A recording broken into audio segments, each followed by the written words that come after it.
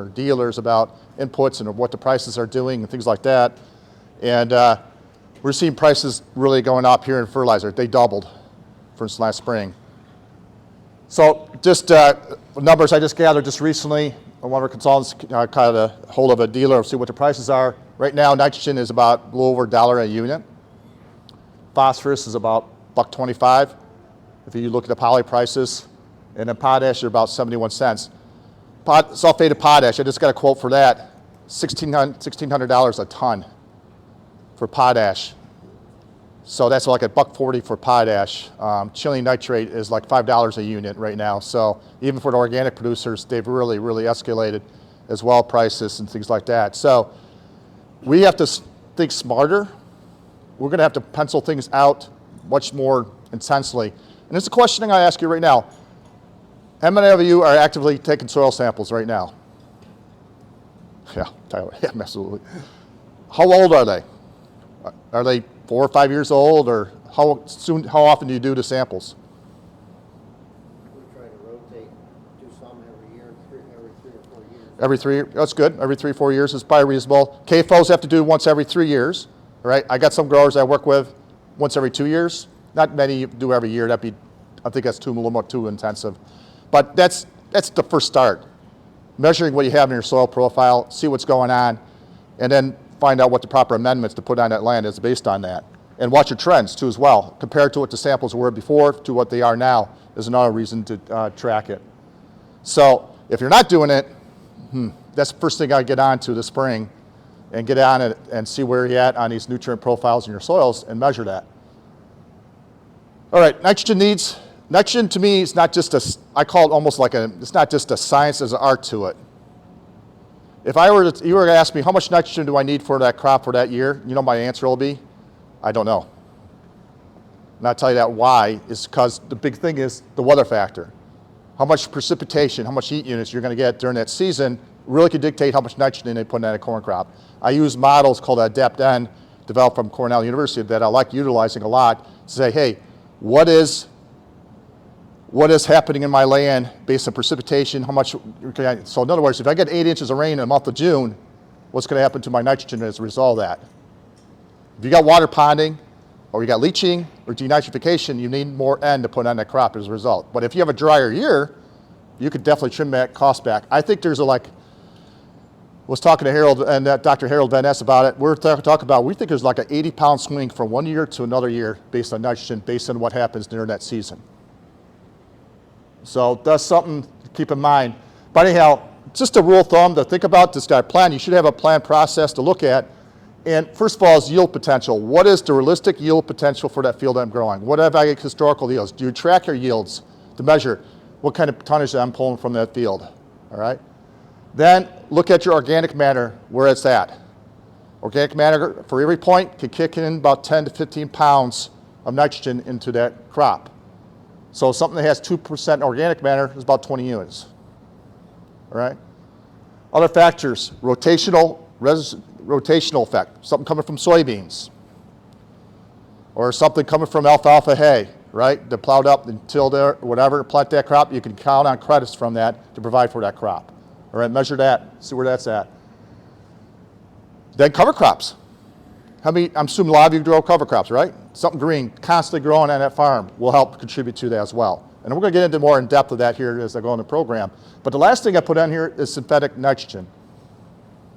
That's definitely the most expensive input right now we have to deal with. But I want to measure those other things first to see what synthetic nitrogen they need to do there to enhance that. Okay? And also, obviously, manure, nitrogen. Most of you are dairy operations, I'm gathering from this audience. I'm not sure. Nod your heads, yes, mainly dairy. Okay, if not, let me know. But somebody might be cash croppers as well, but maybe you can import some manure from your neighboring farm, that type of thing. Absolutely take advantage of that. Okay, first thing I think is the most important thing to do is historical measured yields on your field by field basis. If you're a KFO operation, you should look at your last 5 years you had that crop, take the best 3 out of 5. If you want to use the book values from Cornell University, you're not going to be able to make much of a living. Their adequate yields data goes from like 85 bushels up to 140. And let me ask you this question. What's the break-even price for growing a crop nowadays to make a living on it? I read an article in Kentucky. He said 200 bushels is to break even with these input costs that I have right now.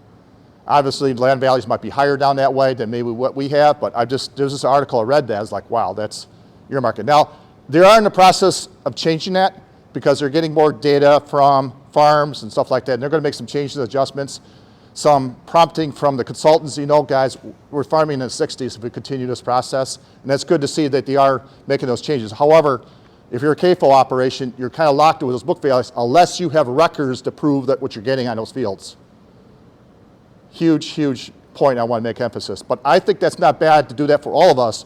What is my realistic yields? Because if I'm shooting for a 300 bushel crop and I'm really getting 180, that doesn't make sense to put on 300 units of N on that field. You know what I'm saying? Unless you have proof that you're doing that and hitting those levels. Okay? Other points I want to make here, for every bushel of corn, I need about a little better a pound of nitrogen total. For silage, roughly a little better 8 units of nitrogen needed for each ton of corn silage. So if you have a 23-ton crop goal that's been hitting that historically, I need about 190 units of nitrogen on that. Okay? Just some thoughts to think about. Okay, this is a busy chart. I want to take a little time on this. I kind of grabbed the average, what the average manure test that we have out there on the farms we work with. And breaking it down, we got about 24 pounds of nitrogen per 1,000 gallons. Half of it is the part you smell, the ammonia part. The other half is organic. Organic breaks down over a course of period about 3-4 years before that breaks down. So a book value I use for organic, especially as the field's seen manure year after year, it's about 6 pounds of organic nitrogen is going to go in that profile per 1,000 gallons. So if I apply 8,000 gallons surface applied, I get close to 50 units of nitrogen. In this case, then at that rate, I get about 80 units of phosphate, and then I also get about 250 pounds of K. Right? Measure your manure sample. It varies from each source, from source to source. Measure your packed manure. Measure maybe your heifer storage. Measure your lagoon. Find out each sources, then keep track of that, what actually being applied on that field as a result of that. Now, if I inject, spring injection, I like low disturbance injectors. That way I can still do no-till or strip-till systems. That's what I'm an advocate for. Find that proper equipment to do that. Don't get injectors that make it look like the field like it's been chisel plowed. Okay? That does too much disturbance. I'm not a big fan of chisel plows, to be honest with you. Do you know what's the best one for grassland fields that don't bring up too many rocks? Do you have rocks? I think everybody here has. Yeah, all right, you got it. I think the disc and jet up Balzer might be the best, in my opinion. I got a slide on that. But the problem is you still have to roll the field afterwards, especially the headlands. You're still going to bring up rocks. I've heard that from farmers. And then it gets really expensive if you harvest those rocks in your chopper, and they'll probably be more expensive than my nitrogen loss. Yeah. Yeah. So obviously it's a tricky thing to inject into sods. But you're right, there's opportunities to do that to take a look at. Now I've got a slide on that here in a little while. However, if I inject, I double my nitrogen value at least, better than that. Okay, a lot of my growers I work with will inject about 12,000 gallons, spring injected, maybe a little bit in the fall, and they get away with then maybe just 5 gallons of starter, or pop-up or no starter at all, and they're getting 23, 24 tons with no additional synthetic fertilizer put on the field. Good soil health too, though. Keep on top of that. They're getting organic matters for 3 to 4%, plus they're using cover crops. All right? And a wet year, they might have to supplement some nitrogen in that situation. That's why I wanted a caveat. There's years that you might need to put more N on it because you had one of those horrible wet years. All right? However, injecting 12,000, that gets you up to about, doing the math right here, I don't know if somebody can do the math for me real quick, but you're looking at 140, 150 pounds. If I put a little manure last fall, I get up to 180 range, plenty of nitrogen to grow that corn crop if it's a normal drier year. Okay? Okay, now here's one thing I think about. Today's prices, right here, per load, If it's surface applied, it's over 300, based on this analysis, it's worth about $328. If it's injected, you're getting close to 400. You didn't think about that way, and every time I pull that spreader out there, wow, that's a lot of value in that. Okay? However, if I put this on high fertility ground that's high in P&K based on my soil test, the field right next to the barn that's been spread by Monday, Tuesday, Wednesday, Thursday, Friday, Saturday, Sunday for the last 20 or 30 years because it's right next to the barn. It's easy to get to. I can get out there and spread it twice on Sunday because I got to get, those fields are like astronomical high fertility. In fact, in some K-fold plans, as a result of that, I cannot spread any manure on that any longer because if phosphorus index trips it, I'm in trouble. I'm not allowed to spread on that. So if I put it on high fertility ground next to the farm instead, the only value I'm getting out of that is the nitrogen because the P&K is a waste. My soil test says it's high fertility. Why need to dump in more fertility on the ground that's already high in fertility, except for saving costs for spreading it down the road, right? But if I look at my low fertility ground that might be 10 or 12 miles away, and it's low in fertility, that's just how much it's worth to me. Does that make sense what I'm saying here? Because then I get in the valley. I don't have to buy chemical fertilizer for that. I could use my manure instead. Then that'll save me the cost of applying phosphorus and potash as a result of that. All right? We did a very, very intense study, a farm near Batavia. That was 5 trucks, 1 injector in the field, and the cost of calling custom plied. And the cost was roughly 2 stops, meaning that they didn't have many, you could really move a lot of manure without stopping and churning and stuff like that. So not much up and down hills either. We look at the fuel costs and all that, and this is a 2020 study. I'm sure, I know it's probably higher than that because I'm sure everybody's charging a little bit higher in this than it is now. But anyhow, back to that study, it costs us $114 an acre to move that manure on that low fertility ground. So that's why look at your analysis, look at your distances, and then do the math to say, is it cost effective to move that manure that further? And I think those distant, far away fields definitely justify a little spread than versus synthetic fertilizers. Okay. Here's just some pictures of some low disturbance injectors that I have. This is a unit I do like. This is our dragline equipment that has a Bowser Titan series to inject it, and they do about every 15 inches. And I've seen that done on sods pretty well, but I still bring up rocks. Typically what the growers will do after they do spread it, inject it, they still have to go out and roll the fields afterwards to pound those rocks back in, especially the headland areas. Okay.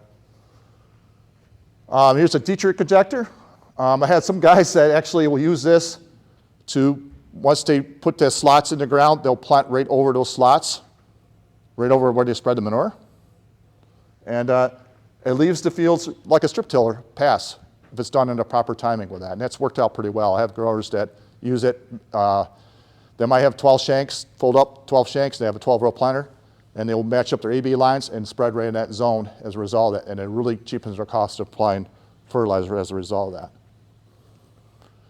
Soil sampling. We just purchased 3 years ago a Falcon machine that actually pulls soil samples as we're going across the field. And we use this for doing grid testing.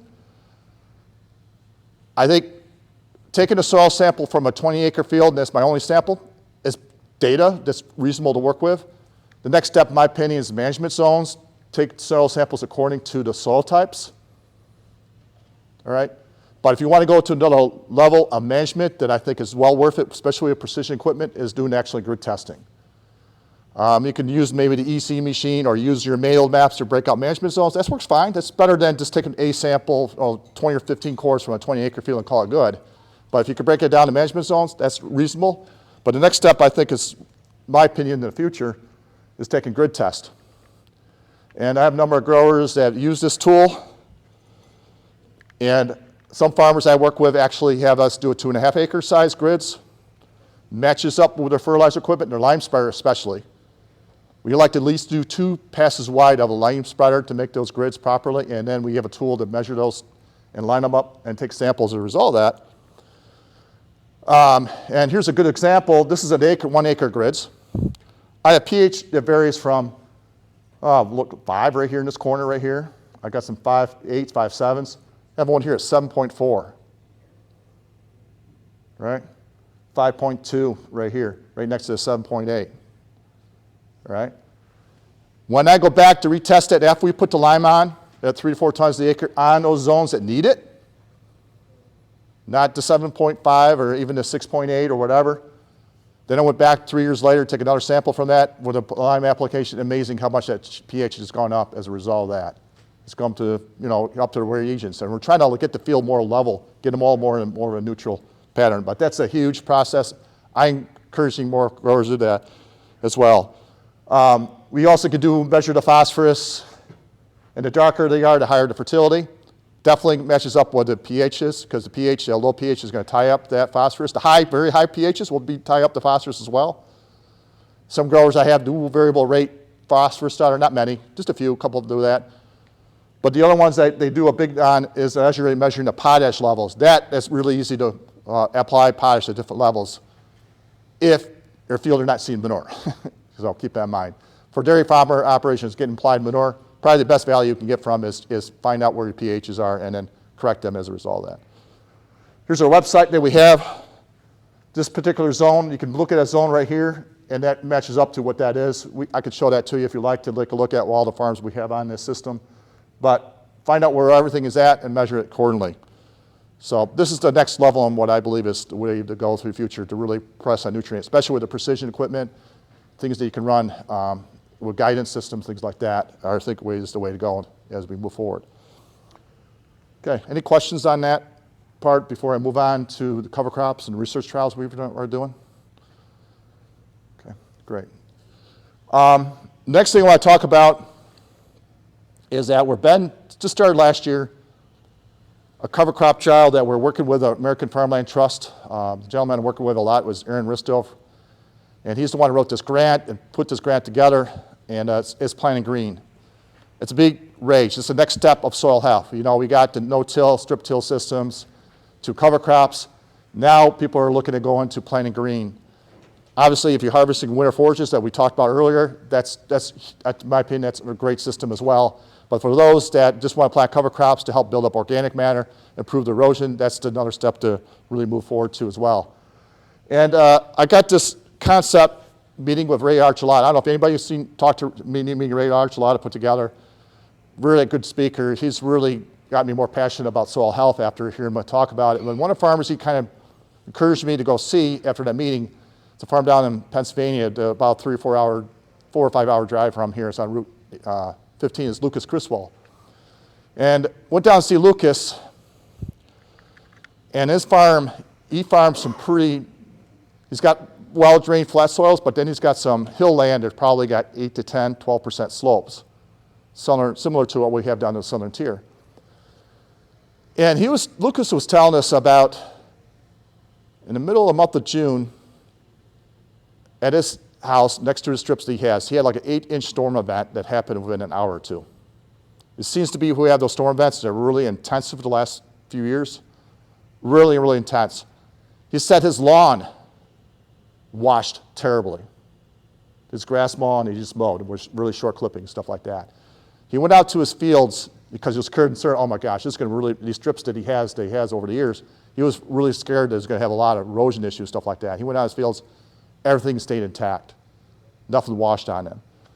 But what makes his system work, what helped it, and I walked his land. When you walk on some of these really healthy soils, you could feel the earth just by walking across that field. You could feel how much of a difference that is, how healthy soils they look, how alive it is. 8-inch storm event, it took it, it did not erode. And I believe him because I walked his land. I was like, wow, this is a game changer. Huge, huge game changer as a result of that. So I was like, all right, I got to get this implemented with farmers. So normally when I think about cover crops, all right, we get about early May, get it burned down, get it torched. That way I could plant into it. Now I don't have any issues with by closing my slots. Don't have any rye or wheat to tie up my coulters and cause issues. And I can't have the properly, closing wheels to work properly and all that. But a couple of tips he said is that, number one, is less is more. In other words, don't go to super high rates that like NRCS prescribe. Maybe I know NRCS has changed from this, but he said, don't plant 120 pounds of rye or wheat in the fall to get that ready next spring. His rates are down, especially with his mixes, are down to 10 or 15 pounds with his mixes.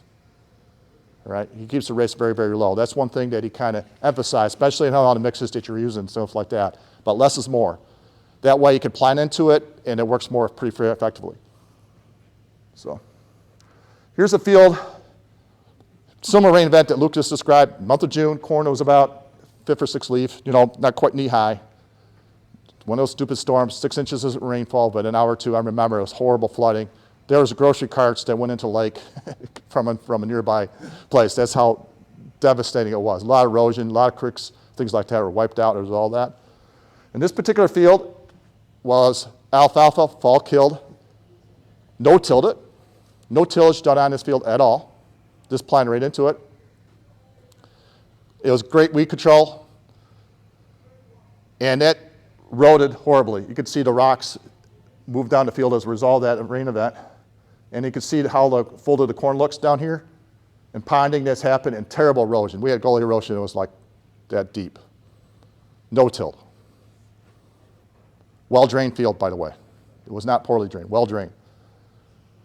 Field right next to it, he did this, he planted green right into it. Year previous, he just did 60 pounds of wheat only. Not much, and planted right into it. And then here's kind of what the stand looked like. It was coming up. As soon as we got it planted, we put some glyphosate in with the residuals, take care of the cover crop there, with just 60 pounds of product put on that fall. Single species, not multiple species or anything like that. And back to that field that was right next to it, that low rate of cover crop did not erode at all versus the field that was no-tilled. It was strip-tilled, just worked the zone right in here, then planted to that strip, but did not erode at all. And this field had a little more slope, actually. Just that ride made a huge, huge difference from eroding and stuff like that. Okay, so as a result of that, we got Aaron contacted me, hey, well, you'd like to do a research trial in the Genesee River watershed. And that's where I live. I live near Letcher State Park is where I reside in. And we picked out 5 farms to work with this trial that are into strip-till, no-till systems. And we wanted to measure the biomass, how much nitrogen we get from that biomass. Actually, there's a handout in your packet that goes more depth with this, with all the numbers, so you definitely can take the time to read that on your own to understand it a little bit more about it, what we're doing. And this study is going to go on for 2 of the farms we're just going to do for 2 years, but 3 of the farms is going to go on for at least 3 years of study on this. And we're looking at what happens if you burn it down ahead versus planting green, how much nitrogen you get from that cover crop as a result going into that profile. And they're all different. There's 2 grain farmers, 3 dairy operations. And this is where the locations are. 2 are in Castell area, got 1 in near Batavia, and then 1 up in just out, right in that watershed that's not too far from Oakfield. So, and here's the operations. There are, I've got Table Rock Farm, Megan Hauser, Tom Jeffries Farm, Jeanette VZ Post from Lamb Farms, Donnie Branton, I don't know, you've probably heard Donnie speak at different meetings, and then Pancow Farm. 3 of these farms are silage farms, dairy farms, 2 are cash crop farms. And I'm not going to go in depth about who they all are, but great people to work with, and they're great cooperators. And all of them had yield monitors to work with. That was a huge thing. We had to have yield monitors on the go. The silage dairies have a yield monitor on their choppers to harvest it with, and the cash croppers have a yield monitor on a combine. That way, we're not have to weigh every zone as we're doing it. And this is how the trial looks like. We have 4 replications. Okay. Check, meaning fallow, nothing, no cover crop was planted there. 1 is the cover crop rate that farmer uses, and 2x is what we double the rate of cover crop, meaning we planted it twice in that zone with that cover crop. All right. In this section right here in the middle, we took a biomass measurement from each of these sections, send that information to a lab to do analysis on it. And right in the middle, we do like a burn down section, right in the middle of that field to kill what's there, early May, late April. Then the farmer will plant it like mid to late May. We harvest the planting green area, just the planting green only sections. Okay, have that data right there as well, to harvest as well. So quite a bit of, we take actually samples in the fall. We do the samples before we burn down that middle section and the whole sections, and then we do another check just about planting before we kill that cover crop with a planting. Okay, and you can see, here's a good picture of it. Here's a single rate right here, and here's 2x. You see how much thicker that looks right in that photo right here? And the distance, a check right there, where nothing's been planted. Except God plants chickweed and henbit and stuff like that in those areas, bluegrass or whatever. We might have some weeds to gather, and that's about it. Right? We harvest this, we grab this is done like in early May when we did this. It's pretty cold that day when we were doing this sampling. But we use these brackets to kind of do a small area, and then we gather all the material that happens in that area. Then we convert it to what that means on a per acre basis. There's all that replicated 4 times. Okay, and you can see this is a check section right here. A little bit of, you can see the winter annuals and stuff like that. The purple flower called henbit, dead nettle, whatever you want to call that. That's kind of springing up that. We even harvested that, whatever we got from that. We made that part of our trial. All these cooperators have no-till drills. My opinion is a must to have on a farm. I like planting my cover crops with that more than anything else. There's times, yes, if it's too wet, broadcast can work. It's better than nothing. But if you want precision, and also cut your rates, seeding rates to where they should be, and do different things to drill. If possible, get a drill that matches your width of your planter. And I'll tell you why. Don Brandt has this machine right here that plants a different type of cover crop species right in where he wants to plant the crop next year. And then in between, he does a different rate of species with that. We'll get into that. So that's why a drill matches up your core planter, not a bad idea, because you might do some unique things with that in the future if you want to. And here's some of the plots. This is after wheat, and right here is my fallow piece. What happened here, you think? What's that look like to you right there? What species is that? Wheat, exactly, volunteer wheat. So that's a check right there. Then he had like a 5 species things right here. We got the tillage, we got the turnips, we got some oats, some sunflowers, and he also put some clovers as well in there. So 5-way mix that they used.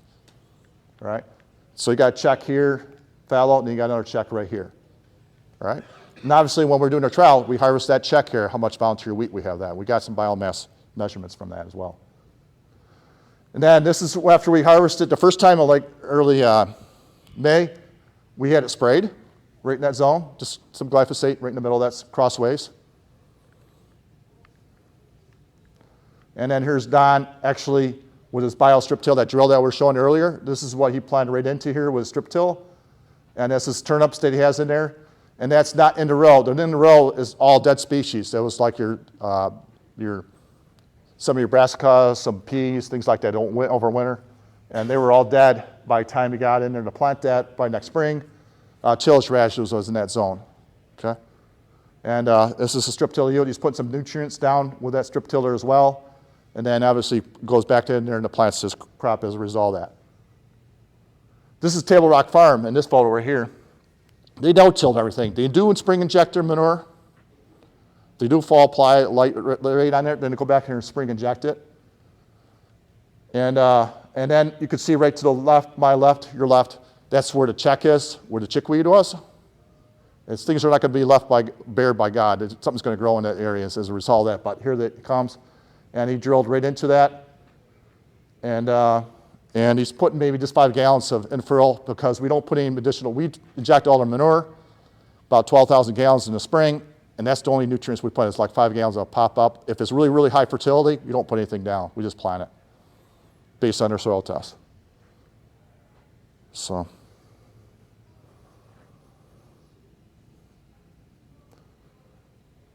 Okay. So, great. Here's all the blends they use. Lamb farms, you use three-way species. They did triticale, oats, crimson clover. Pan cows did cereal rye. If you get into October and November, that's about in our area, but the only choice you can use is cereal rye. I like that a lot. I think that's an awesome cover crop to use, but they went about 60 pounds. Table Rock did oats, rye, and tillage radishes, a three-way blend. That was done about the 20th of September when they planted that. Obviously, the tillage radishes don't get that big, but they do help enhance the soil health and the structure of that soil. That's why we do that. And here's our biomass measurements that we had from our 3 silage farms. Okay, this is roughly the fallow brown, green. Here's the single rate, and here's the 2x rate of the biomass measurements that we got from that. There was average roughly 15 days when we took the first samples versus the second samples. By just waiting 2 weeks, look at the number of how much biomass was created as a result of that. All right. As a result, we checked the protein and then used that protein number to convert it to nitrogen. And right here, the 1X, brown, we only got 40 units from. But letting it grow 3 weeks longer, we got 80 units of nitrogen from that cover crop. Some of it might be tied up, may not release that year, depending on how healthy that soil is. But if you have a very healthy soil, you can count in the bank how much nitrogen you can get from that cover crop as a result of that. All right? And here's a 2X. That's a jump, but not a huge jump. So just double the rate was what these numbers right here represent, right here. We've also measured the temperature of these different situations. And obviously, the brown, we saw much higher, warmer temperatures. The green definitely was much cooler, a few degrees cooler. Okay? On the grain farmers, after winter wheat or rye or winter rye, this is the blends that we used. And Brenton's, he had something like, 13 species that he used in his mixes.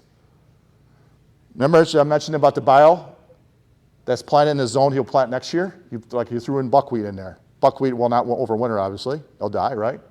The tillage radishes won't. Here's a rate of tillage, just a pound that he's putting on per acre. Some oats, some sorghums that you put in there too as well, and the legumes are not the type of legumes that overwinter. The brassicas and legumes in here definitely will overwinter. You saw that picture of the turnips that we showed that picture. That's one of the brassicas he used.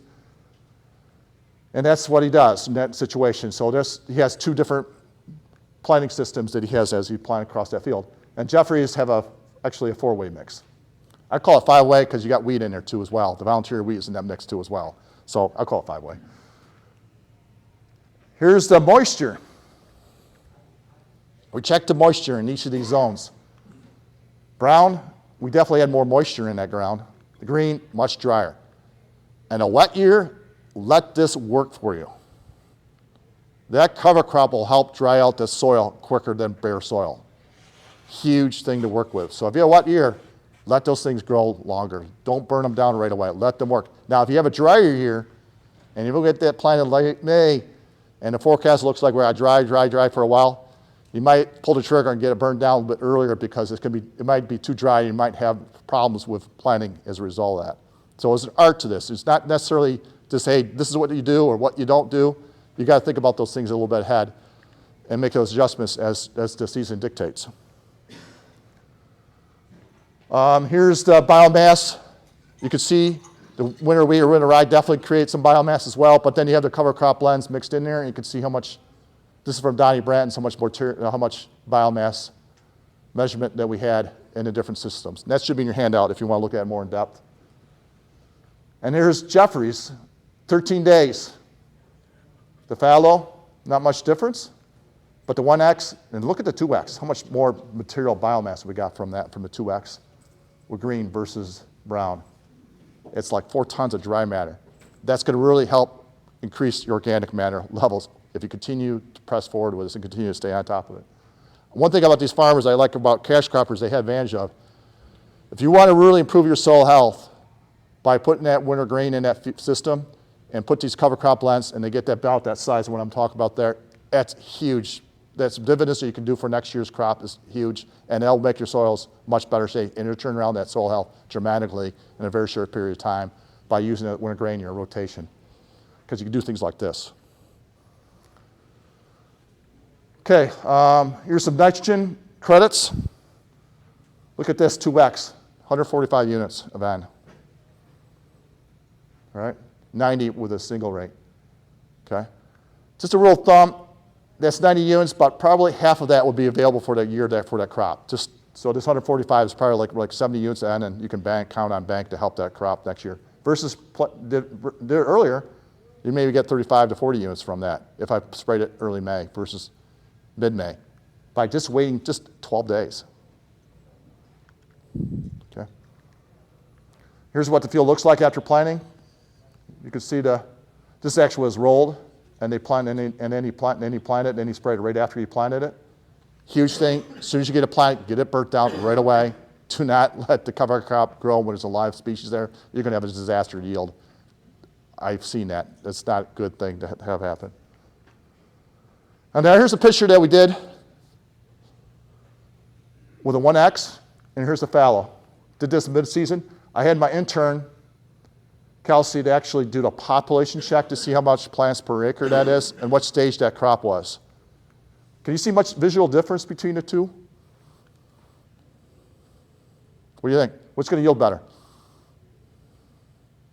Can't see? Come on, guys. Intergain. What do you think is going to look? What looks better to you? Yeah, it does look better, doesn't it? I don't know. Maybe you can't see what you guys are seeing. Looks like a darker green color, doesn't it? Right? Healthier. Looks like more size to it. Right?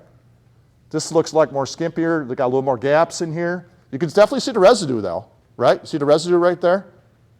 There's all kinds of earthworm food right there for this season. All kinds of earthworm nests will develop. There's all that. By the way, when I got back in that fall, all that disappeared by the time they got to harvest. Consumed by the biological life in that soil. Done. It wasn't there that long. Right? I took this photo in June. And I was looking at that. I was like, oh, this does not look good. I think we're going to lose a little yield loss in here. And that's going to show up. However, we harvest it. Let's talk to Andy, who was riding with Dick, was doing it. He said where the cover crops was, it was like 3 points wetter. And that it was more a healthier plant. Where the check is more browner, it was looked more decayed, looked kind of rough, he said. And the yield monitor looked more promising, actually, where that cover crop was. Just, but we don't know that until we crunch the data. But then we took the time to crunch the data on that. And here's how the yield monitor numbers look like. Obviously, the greener it is, the better the yield is. Red's not that good. But here's some of the trials that we actually did this, and then with the data that we crunched it. And here's back to table rock, where that section, here's the checks, what the yield was. 23, green was 23.5. Look at the 1X. We had a jump in yield. They went better than 24 tons, and it went 24.8 when we waited and we treated it at planting. Versus a 2X, a 2X was our poorest yield that we had. Double the rate. The yields did not do that as well there versus the other sections. But you look at that fold, that's what struck me. So that doesn't look good. But yet, end of the season, where we had the cover crop, it caught up and did darn well. All right. When we combine all three farms together, the poorest yield one section that we had is actually a 2X green. That overpopulation did show up where we had issues with much more yield loss as a result of that. But the 1X held its own quite well versus the fallow. Okay. At Brenton's, with the biotill, the cover crops are very huge in the spring. I know they were all about this tall when you plant into it. The fallow, we had like roughly a 5 bushel loss. But where the bio strip till, just a 2 bushel difference in loss in yield. Okay? One treatment of glyphosate, it's at 2X. Keep that in mind too. If you do a brown treatment, you likely have to come back with another treatment of glyphosate sometime during the year. All right? All that spray program that he does is with a burn down and pre-emergence. He does everything at one time. There might be cases we might have a breakthrough of some perennial weeds we have to deal with, but really weed control does really extremely well for him in the system. The 2X, not much different use, but I use the bio-strip till. That's one you can enable on this farm. On Jeffrey's, with the 5-way species, the old, I don't know it was 4, but the one that had the volunteer weed in there, unfortunately, the EB lines on the drill did not match with the planter. They were off. That's a lesson to learn on when you do plots. Make sure your drill matches with the planter. We had a screw up there. However, we were able to get at least the data where the brown area versus the green. And we burned down it earlier versus what we did later. There's a 5 bushel loss there. And that's probably, that's not good when you get that much loss there in yield. That's $30 an acre. I think that trip of glyphosate, even with these high prices of glyphosate right now, might be worth spraying down earlier. But there was no bio-strip till as I was talking about earlier. Okay? Okay. Now, another thing to look about is the supply issues. What's the glyphosate prices been like around here? What their per gallon prices, roughly? Anybody price know what it is? Say what? We're all looking at the guy in the middle. Middle. What's the price going? 45? You got any more to sell? Because I've heard prices up to 70. This would be generic. 70 is for the Power Max? Is it generic, so that's the 4L or 5L? 4L? Okay. I'm looking at 5L prices are about 60 to 70 is what I've been hearing. And if you have available, that's the other issue too as well. All right? Anyhow, I use 60. When I did this slide, now I heard prices up to 70. And my prices have actually definitely doubled right here. And this is my break-even price to recover my cost just of glyphosate, how much I need to yield, based on $6 a bushel. Today's prices have got to be about 4 bushels to be break-even on that. If I could do it with 1 treatment instead of 2 treatments with this system, that's another impact that could happen in that regards. Okay? We already talked about the nitrogen prices. We already talked about what nitrogen needs for a corn crop. But the break-even is used to be 16, now it's up to 33 because nitrogen was around 50 cents a unit last year, roughly. Roughly, I'm guessing maybe 60 to 70 later in the summer. But now they're better in $1 a unit. And that's why these covers, farming biological is going to be huge. I think the trends are going to be higher for input prices. I don't think they're going back to what they used to be.